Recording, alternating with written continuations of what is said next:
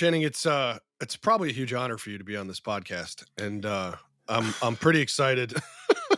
I'm pretty It excited. is. Just I'm so honored that I put on a collared shirt for you. look, I did too. Look at this. I Dude, legitimately put on a my collared wife shirt. looked at me and went, "Are you going golfing?" I go, "No, no, no. This is a wine podcast, so I want to look decent and not have like a Ghostbusters or Bruce Lee shirt on." Listen, I swear to God, I know everyone listening to this is like, what the hell? This is off the rails already.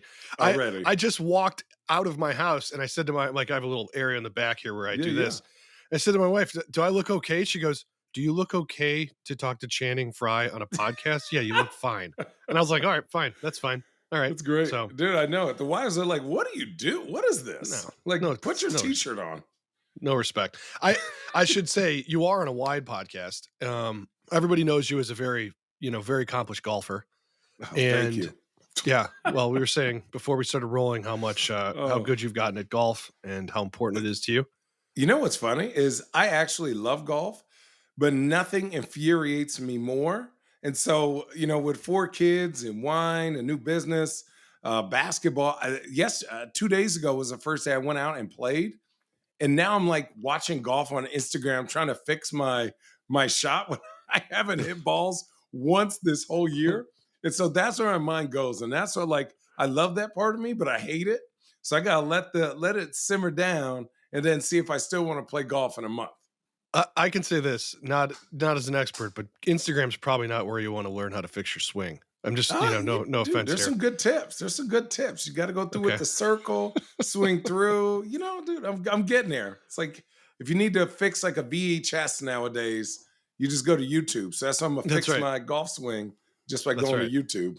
I love it. I love it. Well, I mean, I want to get something out of the way. Obviously, you have been into wine for quite a while. You're not a newbie here, which is nice. I'm not going to call it any other I former or current appreciate NBA that. players I've had on the pod, but some of them, they're newer into the wine Very new, space very and the new. food Yeah, space. yeah, yeah. It's an interesting thing, man. I think everyone got to start somewhere. Sure, of course. Obviously, most people start with Franzia, Yeah. slap in the bag, and then it just evolves in there. So, Slap in the bag. I That should I be the think for name of this me, podcast. That's a better name than some TV podcast. Slap in the bag. All right, keep going. I'm sorry. no, no, you're fine. You're fine. I think you know, when I was, drinking wine back in the day, it wasn't as accepted, right? So beers were big time accepted.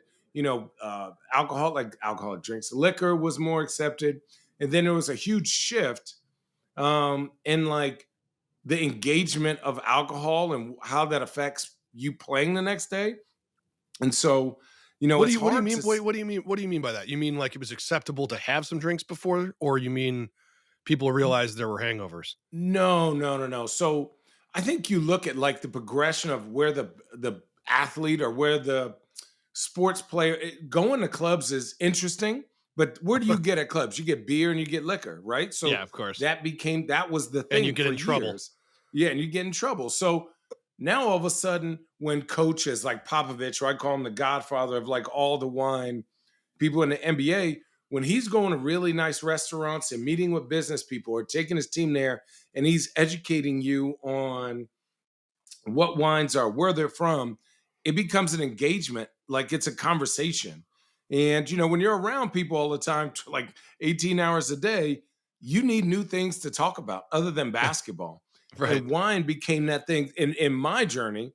Wine became that thing. But imagine, like, when I was in Orlando before I got traded to the Cavs, I was talking wine with those guys, but they were 21, 22, and they were like, man, what the F is this? But as they got Right. older, now like my cousin Tobias is really into wine. He's just turned 30. So this is 7, 8 years ago that I was telling him about wine, where now he's like getting into it. He's one of the best. I love his wine cellar from what he's shown me. I know that he loves it. I know he's going to get into it probably in the next couple of years, but the paradigm shift from when I go to dinner, most people order, they'll have their little mixed drink at the beginning, but then it's wine. Is it White Berg? Is it Chilean wine? Is it, a crazy Riesling? Is it Napa? And so those type of engagements have gone from, oh, don't do that, you can't play the next day, to Well, if you're going to have a bottle of wine, make sure it's good, right? So, and that's where the NBA and most athletic organizations have changed. It's like a good bottle of wine is not like drinking a whole bottle of Grey Goose. It's just not the same. It doesn't do the damage that like something like that would do to you, especially the next day. Yeah, that makes a lot of sense. Where are you originally from? Because I I'm think from Arizona, from Phoenix, Arizona. Okay. Arizona. Oh yeah. Yeah, so I mean, not being from a place where you could I mean, there are don't get me wrong, I don't wanna say to people listening in Arizona that there aren't grapes and there aren't vines and there aren't people doing good stuff in Arizona, but it's not what you think of when you think of a region where it's like, No, no, here's no, no, a no, no. wine region. It's getting better though. I think they're It doing a is, lot of no, it Spanish is. varietals. With the heat though, that's crazy. Like, I'm me. I like my style, like a little bit more freshness. And in that heat, you're gonna get really, really, really ripe, big fruit, and Yeah. that's kind of hard. I haven't like on Friday. So every month, and then I'll get back to the Arizona thing. Where I keep my wine, there's a bunch of SOMMs in there and distributors. So every month, I find time with not only myself but people around me, and we just learn. So a month ago was Napa, figuring out what's the difference between like the Napa main road and the mountain fruit, or the different AVAs, and just growing and educating. And now this week on Friday, I'm learning about Italy, which is like, Italy's confusing as shit, but it's like, You're like, "This week, I'm gonna take 5 years and learn about yeah, Italy." right. And that's the thing is, but it's engaging. And so for me, I haven't had that time to go, what's good in Arizona? What's good in Austin? Why do people go there? What is that style? Like, what is the temperature like? Like those things are engaging to me and they're fun. And whether I love them or not, I'd rather be more educated than not to make a decision on what styles are happening in certain places, and to give everyone respect for even getting in this industry. Yeah, yeah, that's a good outlook. I mean, I'll just elephant in the room for me is I'm from Cleveland. I'm born and Yeah. raised there. There's this Oh, thing I get people who listen to this pod and it's like they have to drink every time I say that because it comes up often. Um, I what mean, you look, drinking? Ice wine? right now, oh, in Cleveland, Yeah. in Cleveland, I'm mostly drinking. Well, I'm slapping the bag mostly is what we're Oh doing in boy. Cleveland. Woo. Yeah, yeah, Great but I do beers have in to say, Cleveland. I had Tony Parker on what Yeah. a week, 2 weeks ago, something like that. He talked about Popovich, and I've talked to many former NBA players or current NBA players, and there's I want you to understand something. I Mm. am like a diehard Cavs fan, and so when you reached out to be on the pod, I lost my mind. I was like, Love look, it. I was Boop. showing your You saw producer, that. I have like the plain dealer. Oh, look at that! You got the Yeah. championship ring I right keep it there. right here, right next to my little every time. Yeah, Love I this don't thing. have I've only that. worn it twice. Yeah. Yeah. I have the front page of the plain dealer though Oh, frame that's that sits in sick. my I wish I office, would have and caught that. I Dang, I have wish I an would have extra kept copy. that. I No. literally have an extra copy. If you seriously don't have it, That'll I'll be send you one. sick. Yeah, dude. I really don't have one. I have everything else. I have my jersey. I have the towel because I wasn't playing very much, and I Well, got everything. I mean that's as a Cleveland guy I'm assuming you are aware of some of the sports things we've dealt with the last I don't know since Jim Brown in the '60s, whatever. I don't want to get into that. This is a wine podcast, but I do want to ask because Yeah, that 2016 win was crazy. probably the most emotional. I mean, the comeback, the whole deal was probably one of the most emotional things I can name aside from maybe one of my kids being born. And for people who are not into sports, maybe there are some of you listening to this. I can tell you, sports can be as emotional as it gets and can be on that level. I lost my mind, but I'm dying to know what did you guys drink in the locker room and for the next 2 weeks after. I mean, I saw, you got everybody. Look, Anything wet and cold, to be honest. Right? I That's mean, the truth. So let me just tell you what we were drinking, but to get us there. okay, So all right, this is good. when I got traded, everyone thought I was there all season. I wasn't. I got traded at the trade deadline for Varejao, and everyone was like, "Why would you trade Varejao?" So I already felt like I was on the back end at the beginning, Right. and then in Orlando, I was getting sent a lot of wine from Oregon because I was still learning. I was like really starting to. So something happens when you figure out how vast Pinot Noir is and like how many flavors it has and how you make it. Is it California? Is it coastal? Is it hot? Is it cold? Elevate all this stuff. So I was getting in all that. So I get on the team and I'm on my best behavior, no drinking on the airplane, no nothing. I'm there a Yeah. month and I'm like, dude, all these dudes are like my age, like 32, 33, whatever that is. So I'm like, you know what? I'm gonna bring a white wine, a nice Chardonnay, and a bottle of Pinot on the plane because we practice and we get on a plane and then we eat and then we have nothing to do for the rest of the day. And then It's J.R. like, Smith instantly took his shirt off. Is that what happened? Is that you know what? Yes, and that was one thing. JR stays with his shirt off, which is not it just was a thing. It was just like, "Oh, man, I'm getting hot." We're like, "What? Where did your shirt go? Did you even wear clothes on the airplane?" Um, it's like but a insider Cavs situation there. I'm sorry. yeah, Okay, oh, keep super, but we didn't even pay attention to it. So, I'm sitting there and I'm drinking this wine, and they're like, "God," they're like, "Chan, give me a sip." So I'm like, a sip. I was like, there's 16 of y'all. Like, I'm not going to get any for myself. So finally, we made a rule that each person we're going to switch off, and they had to bring 6 bottles of wine. So whether we drank that on a plane, if it was a short flight, or we drank that at dinner, it was like you started to see from week one where guys were getting that BS, bringing like some BS to later on in the playoffs where guys were like the stewardesses or the airplane attendants. Sorry if that's offending. I don't know. Uh, I, I don't they know. were bringing us glasses, like stemless glasses in a box because they were like, we've never seen a team drinking such good wine, and you shouldn't be drinking out of this red cup. So they were bringing us stemless glasses to drink these wines out of. But it became something where we learned a lot about each other, like what kind of wines you like to drink, what your flavor was, learning. It was just like guys became so engaged in, oh man, like, Braun's a big Italian wine guy. Kevin's a big Napa and Old World guy. I stick to the Northwest just because no one else will, right? Some Right. big Washington, Oregon, and Sonoma Coast, right? And I consider that, Northwest. But for me, that it just became something that was like one extra thing I learned about those guys. And the night before Game 7, we were in the lobby bar drinking wine together. Like I think it was 12 out of 15 of us, or 13, like just sitting there drinking wine, talking about how we're going to make history. Well, you'd And, already and it made was history at crazy. that point. It was one of the craziest comebacks, Yeah. being down that many games. To set the scene for people who might not be basketball fans. One thing anybody listening to this can relate to is right before you have to do the impossible, you have this, your brain is probably swirling with what do I do? Oh, What do I talk about? I don't want to jinx things. I don't know what to say.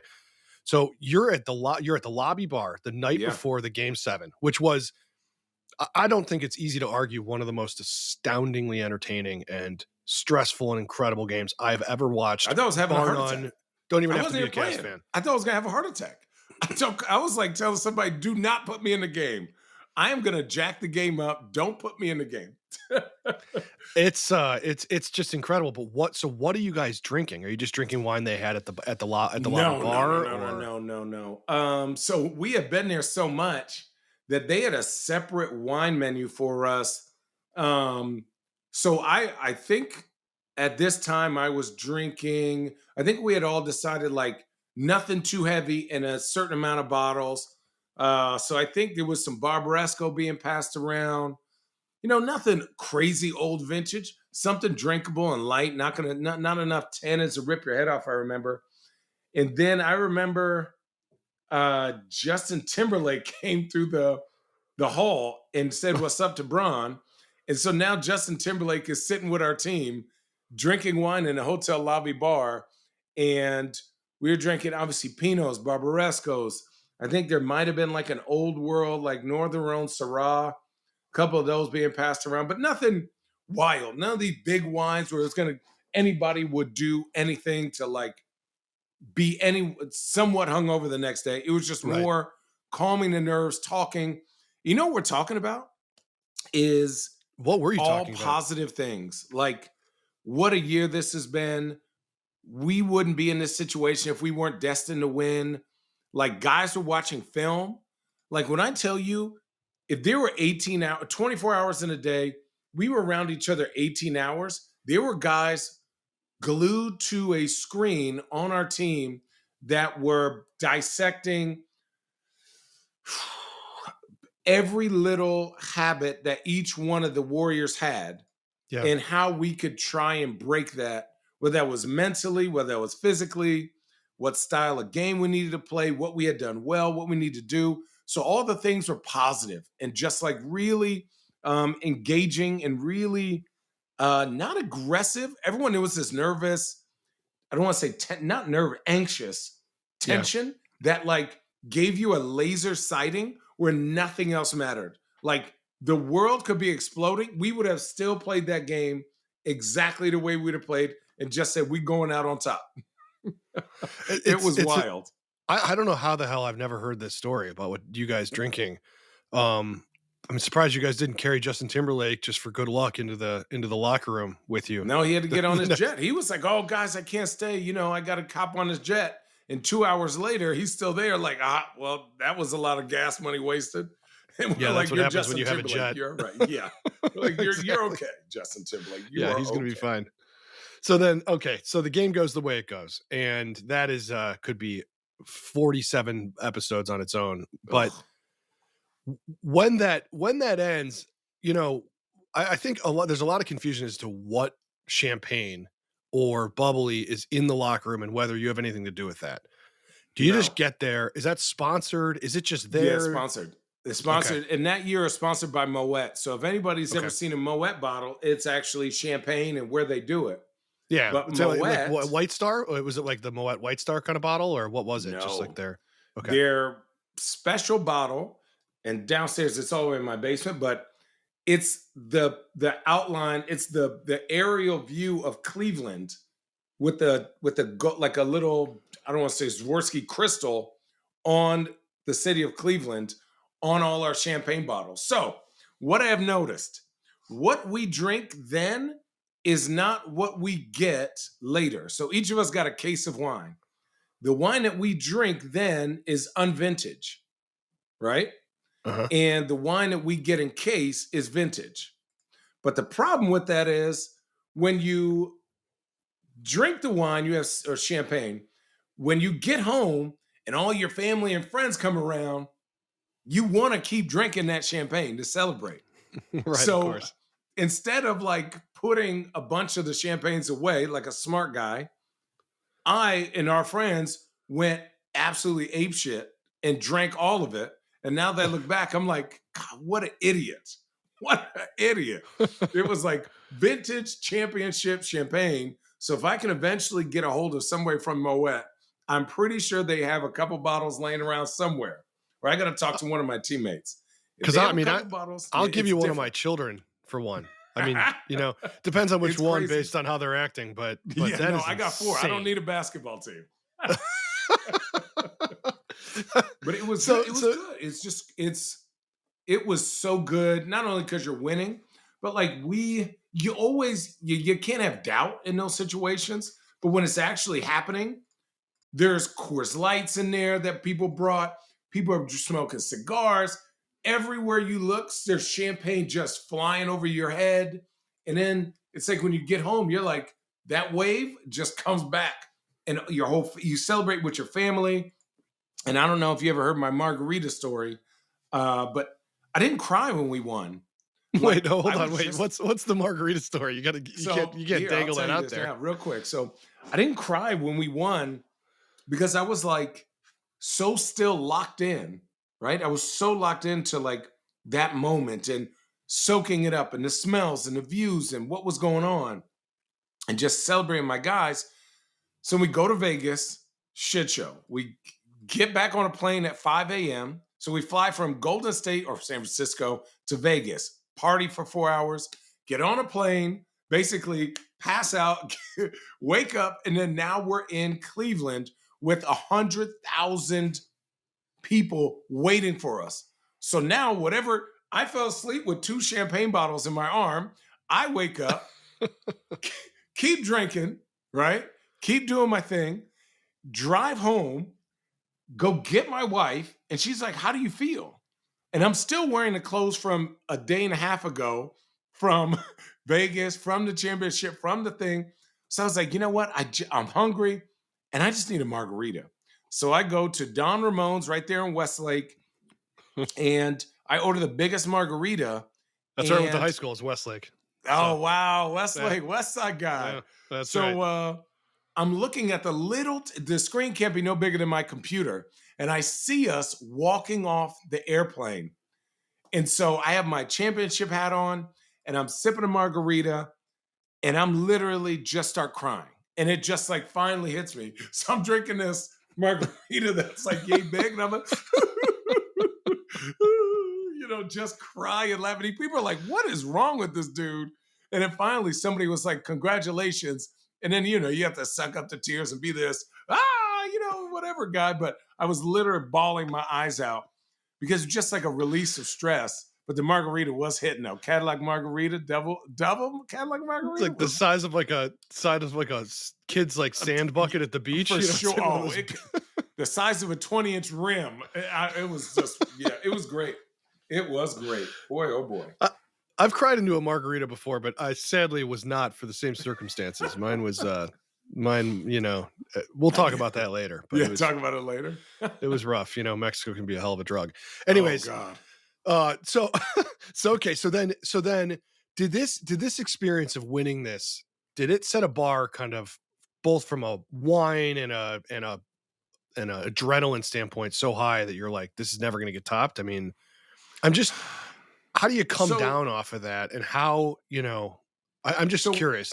yeah. I think for me, what we did was the specialist. I know that's not a word, but it was the specialist. I think in the last 25 years, it's the greatest championship of all of them.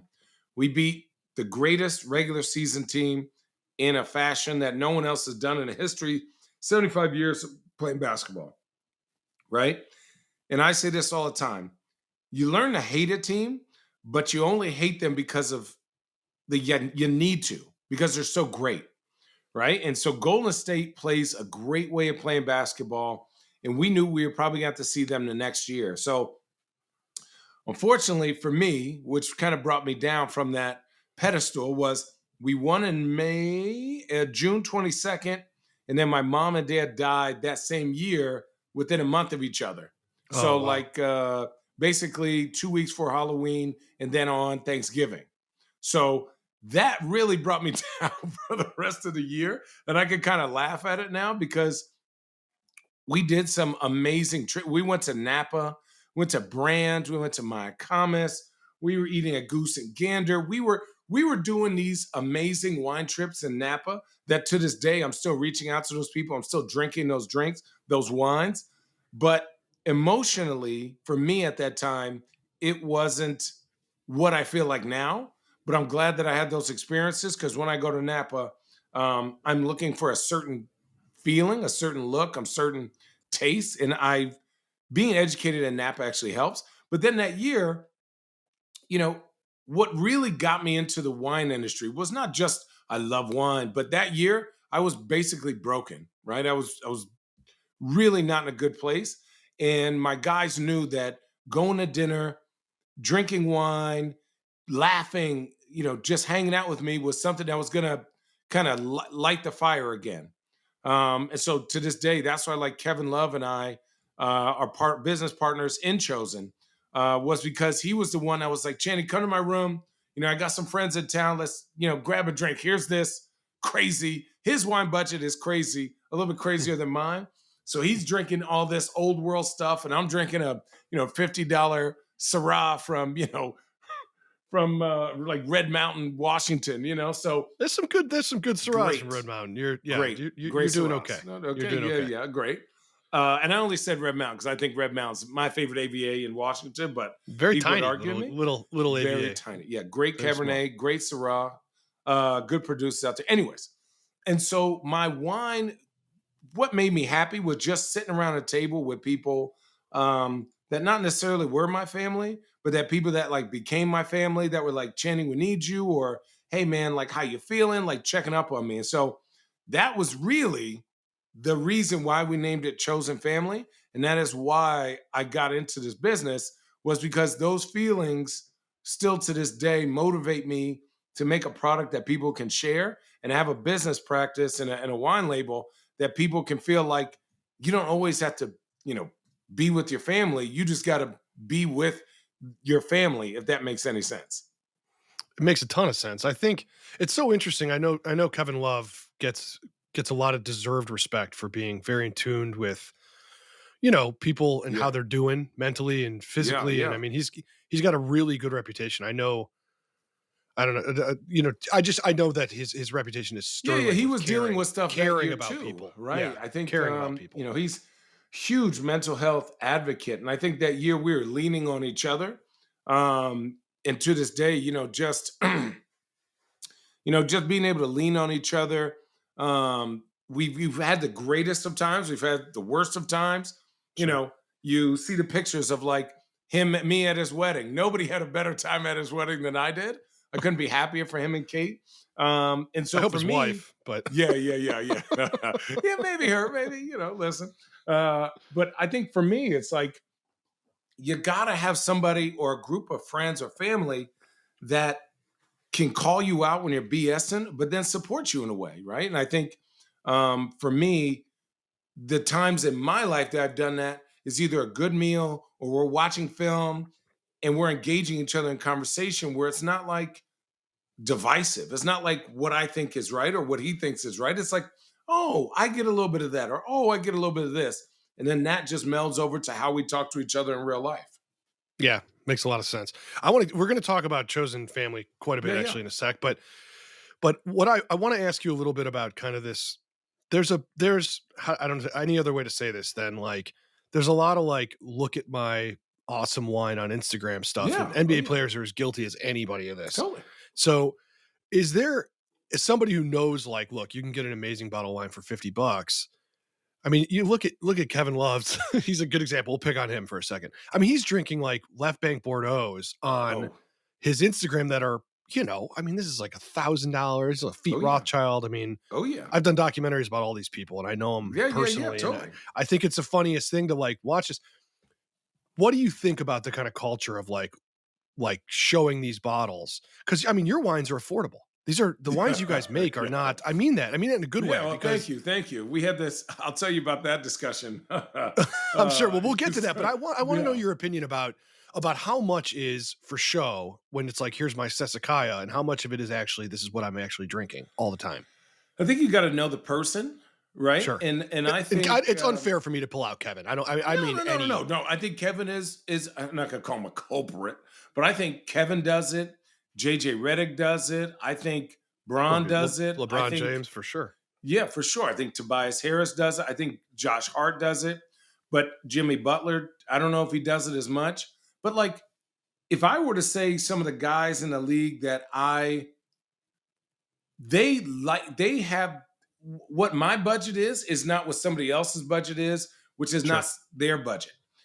They are allowed to try everything and be able to pick out the 1%.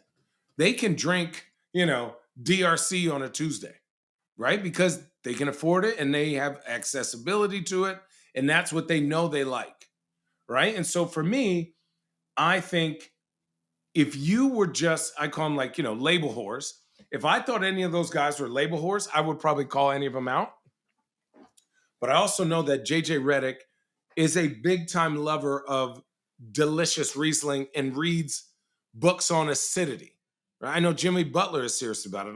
Yeah, I Jimmy obviously Butler has a know reputation.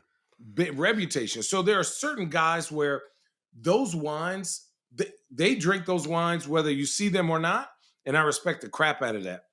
I think for me, what is my story in my lane is once a year, will I get on Thanksgiving or some anniversary where I get a bottle that's crazy?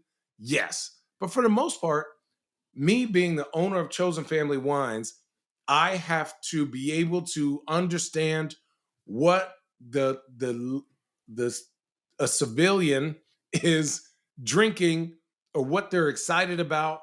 I'm in the business of finding the best new winemakers in the West Coast right now. That's my Mm. business, and it is exciting. Like I want people to send me something from Rogue Valley or something from way up in Washington or some small producer, in Fort Ross Seaview. I want Right. you to send me that stuff because I want to be able to tell that story, right? Everyone knows about, obviously DRC or Hot Brion or these left bank Bordeaux's. Everyone knows about those. But what we're in the business of is finding somebody whose story is amazing, the varietal is great, and they're just doing good work. So it's kind of the same but opposite. They're into the wine, I'm into the winemaker. And so it's been fun being able to try wines with Kevin. Good Lord. Like I had an 86 Margaux and I named my daughter Margot after Margot. It's one of my favorite wines. He gave me an 86 Margaux and I was just like, dude, this is like a ridiculous gift. This is a ridiculous gift. But I like savored that. And it also like is imprinted in my head. This is what that's supposed to taste like.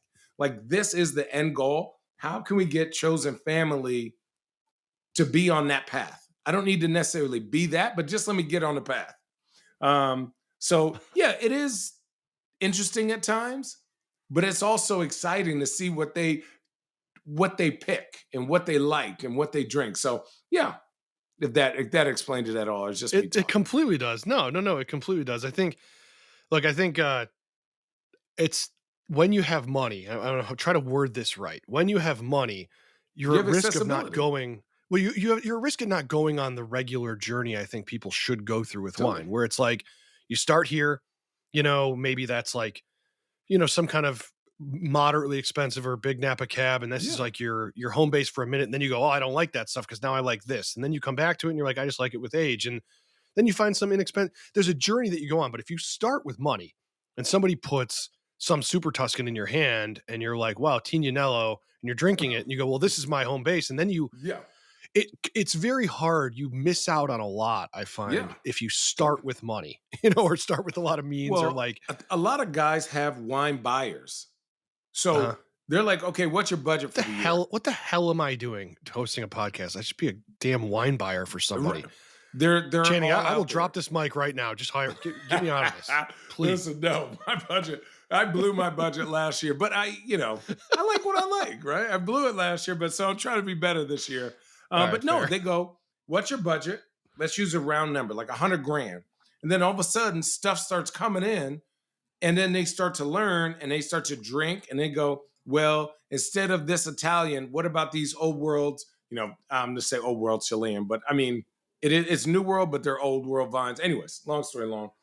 Or what about this, high end New Zealand Shiraz, right? Like they'll start to explore from there. But realistically, somebody is cultivating their experience so that the quality is the best, right? Where I'm Yep. cultivating my experience by, I'll take a chance on a $75 bottle of wine just because somebody recommended it to me that I like, and then they know what my style is. And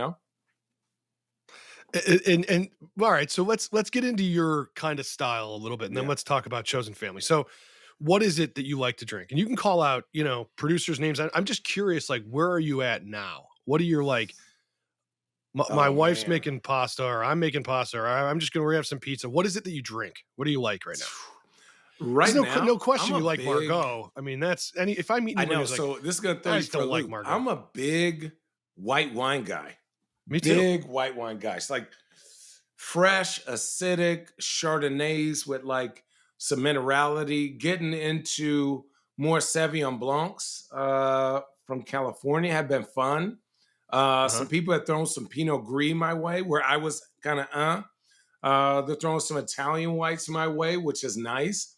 Obviously, white Burgundy is white Burgundy. I mean, what am I gonna say? Um, I think the most, yeah. I'll say this: white wine to me is just so underutilized, and people go, "Is it oaky?" Well, I'm like, "Ugh, what was it made in a barrel, or was it just made in a vat?" Like that's a big difference. And so, I think for us and how I look at wines, what is going to give me the biggest variety? And I love being able to take, there's so many AVAs in Oregon, in different areas that make really good wine and different producers. I love when my family comes over and they're like, uh, what, I don't really like white wine. So I go, say less. I'll go to the locker. I'll go get out 8 bottles of wine. and you could try them all. And you tell me what you like, and I'll explain why you like it, who picked it, how they picked it, and then that way you can be educated to go. This is why So your white budget wine, got blown. This is yeah, the basically, exact yeah, reason right here. basically. Um, but no, white wine, yeah, definitely. And then, dude, it just depends. I'm really into right now California, like coastal California Pinot Noir is actually what I'm. So that's Costa Brown, that's Wayfair, that's obviously our guys who work with us, Salty Goats, make a Fort Ross Seaview. That's So oh you're eclectic though. You're all over the place. I mean, I hear you mentioning super, Riesling and yeah, like, yeah, yeah. I mean, Oh, dude, Riesling is it's one of the. hard to find a good Riesling.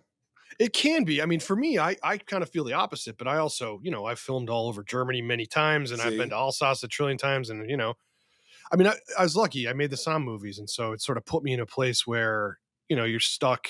I like it's like the mafia. I can't get out. Like they won't let me. I'm not allowed well, out. it's just like I think we are inundated when you go to a grocery store with.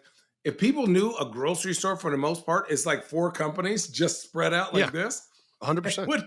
and I just say, hey, pick a region you want to just and go to a local wine shop and say, hey, I want this. Here's my budget. Let's and build on that. Like create a relationship with your local wine shop, right? Especially if it's good, because then they can cultivate your experience better with their knowledge. And then the more knowledge you have, then you can kind of direct it through the river. Um, but yeah, I am all over the place just because I'm so excited to learn. Um, it just depends on who I'm with and what the scenery is. Uh, I'm not going to turn anything down. And I know some of my older friends are into Malbecs, but I have not had a good Malbec in my life. So I think that was the bottom of my list. And then if I had to drink anything, if I had to drink one thing and budget wasn't a thing, it would be a ridiculous Riesling.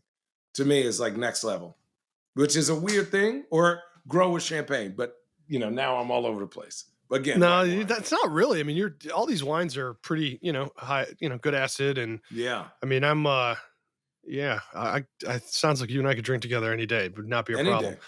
The All right, so let's talk about chosen family wine. Yeah, So yeah. I'm going to ask you a question. You seem like a sensible human. Yeah, totally. Why the hell would you get into the wine business? What are you thinking? Why'd So, you do this? well, after I And I say retired, that as someone who loves this world so much, but man, no, it's no, not no, easy. totally. Oh, dude, it is not easy. I was just in a 3-4 hour meeting with the rest of our team yesterday.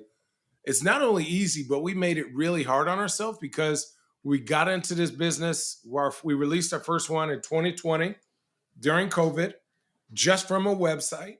We don't own any vineyard. We don't own a tasting room. So we source our Probably grapes. smart. Well, at the time, right? At the time, but as we grow, anyways, we'll get to that.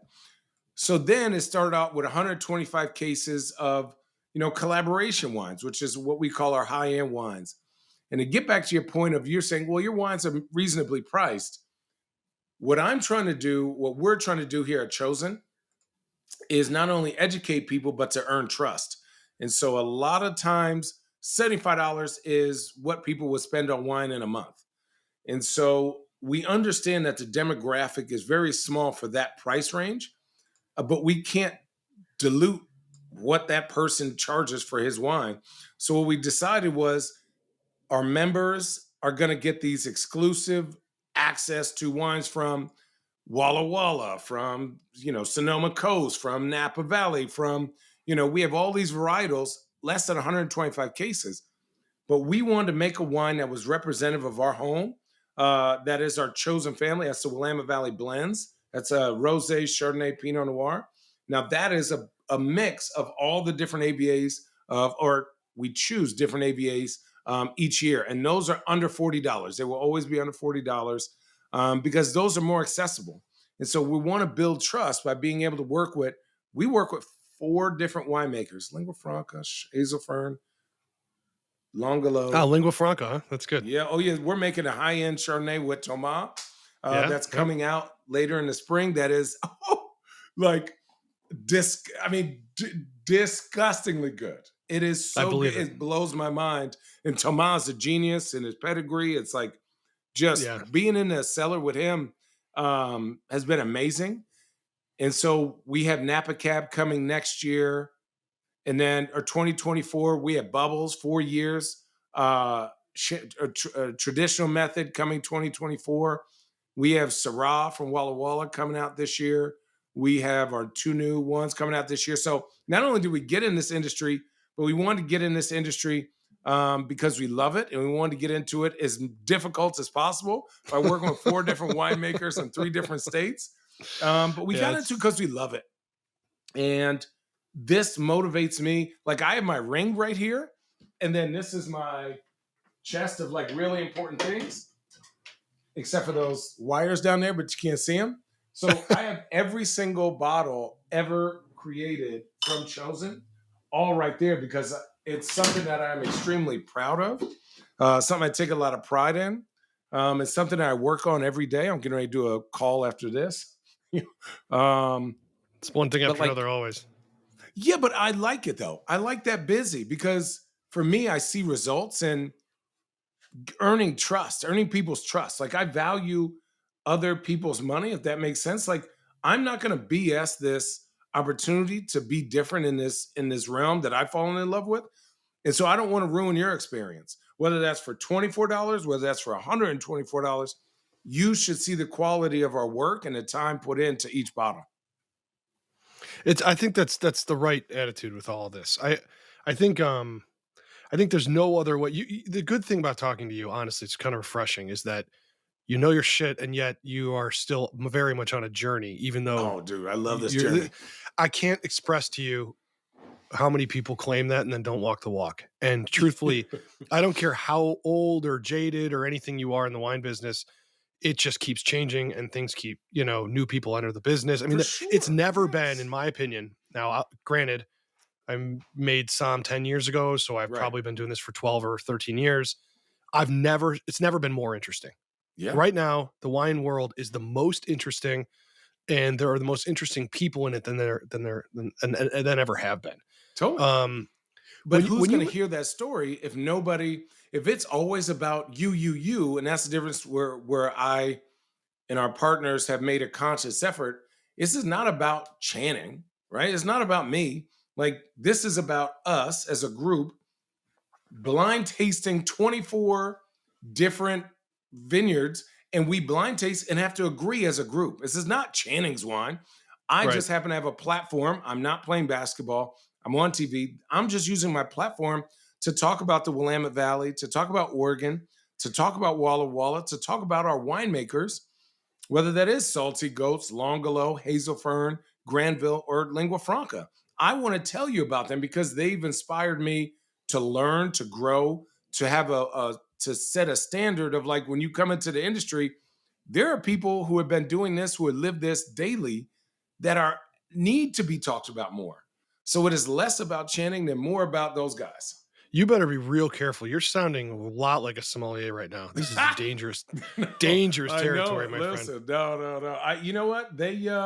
I think I thought about taking the test, right? I would love to take it, but I don't want to If you're be gonna take that the test, you better weaponized. you better let me know first, because I'm telling you right now, I'd rather jump off a building than film people take a test again. But I will tell you, I'll put a camera. I'll dust off the Oh, camera dude, I for got you. plenty of cameras here all the time, man. No. I think for me, when I'm in the I remember when I was in a vineyard and they were hitting me with these words like bricks and alcohol percentage and is this new oak and this and that. I just wanted to learn enough so that I can translate full wine nerd to my friends getting into the industry, right? And they're like, "Yeah, we're gonna pick this a little early and la." And I was like, "Okay, this is what that means, guys. This is what this might taste like if they do this." And they're like, "Well, we're not using any new oak on this. We're doing once overs, and then they were doing two punch downs." And I'm like, "Okay, guys, not gonna be a lot of oak, big oaky, buttery flavors. Probably gonna be very fresh." Blah blah blah. I like being the translator, the middleman, and I've earned trust that way, and that feels good to me. Like, just trust me. I may not make all the wines that you think are next level, but I think you're gonna see if you tried all our wines. I think we have 6 out right now. maybe 5. We sold out of our Willamette Valley Chardonnay, which was crazy, by the way. Uh, uh, that they trust me and that they're continuing to trust me. You're going to see a certain bar of quality. Being good in the wine industry for 5 years, anybody could do that. Anybody with a name could do that. I'm trying to be 5, 10, 15, 20, where you're like, damn, I see where Channing's palette is going. I see that it's evolving based on what's happening. Like Oregon's getting hotter. I wouldn't be surprised if in 5 or 6 years, Chosen comes out with a Syrah or a GSM or a Washington Cabernet, which I think is underrated, very underrated. And Certainly. so we have to evolve. And like you said, this is the wildest time in the wine industry where there's so much attention, there's so much like, I don't want to say lore, that everybody wants a part of it. They just want different parts. That's true. There's a lot of parts. I don't think there's any reason to have a feeling that there's not enough parts for everybody because there There, certainly are. People think, it's oh, well, I don't it's want to be out in the vineyard. I was like, what?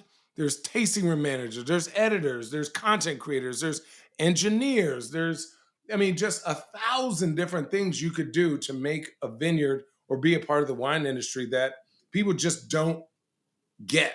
This is a business, right? Like yeah. you can't just have a vineyard and with a sign say, please come drink me.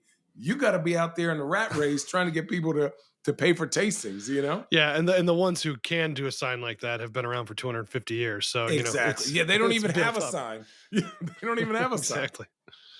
Well, this is great, man. I really appreciate. Where can people get the wines? And So you you can got get to the give it a good wines plug. at chosenfamilywines.com. That's the only spot you can get it right now. And then we're obviously, well, not obviously, but we've started a relationship with Southern Glazers. That's our distributor. So you're going to start to see us in the West Coast. Great. We're really excited about that. But if follow us on Cheers, or not Cheers, but follow us on Instagram at Chosen Family Wines.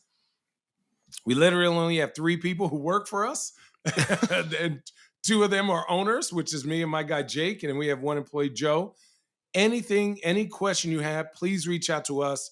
It's us on there. It is our small little operation. We're doing this every day. Please get a hold of us, follow us, come on this journey with us. Our story is about telling other people's stories and things that excite us. So if you ever come out to Oregon, or if you're planning a trip, don't hesitate to DM me. I will send you to all the spots, whether that's Beaufrere, Sequitur, You Bethel better Heights, Lingua you better be Franca. careful what you're offering here, man. I'm telling you. Listen, dude, I do it anyways. It's no big deal. Copy and paste. And if yeah, right. And if you get somebody reaches out to your support saying, "Can I please have a bottle of that Moet from the 2016 championship?" It's probably not me. No, it's not you. I don't know who that is, but I got to reach back out. Maybe the Cavs have an extra one laying around. Hopefully Yeah, they it get would. too hot. Yeah, I'll see if my contacts in Westlake will help me For out. sure. Ooh. All right. Well, this is great, man. I really appreciate it. Yeah, I cannot thank you. wait Dude, to this was great. drink Yeah. more of your wine, and it's nice to have a fellow Appreciate it. smartass on the podcast. No, thank you. Yeah, no, this is great. We got lots of stuff coming out. I'm really excited for from last year to this year, how it's evolved. And I think the next thing coming out is our Syrah. And not to nerd out, but last year or the year that we picked that was a warmer year. So you're going to get to see it taste a lot more Northern Rhone, luscious, purple goodness. Get a little rack of lamb on the grill and go to work. I'm gonna go fire up the grill right now. Channing, Oh, it's an honor to have you on the pod. thank you, man. Appreciate it, man. Appreciate you. All right.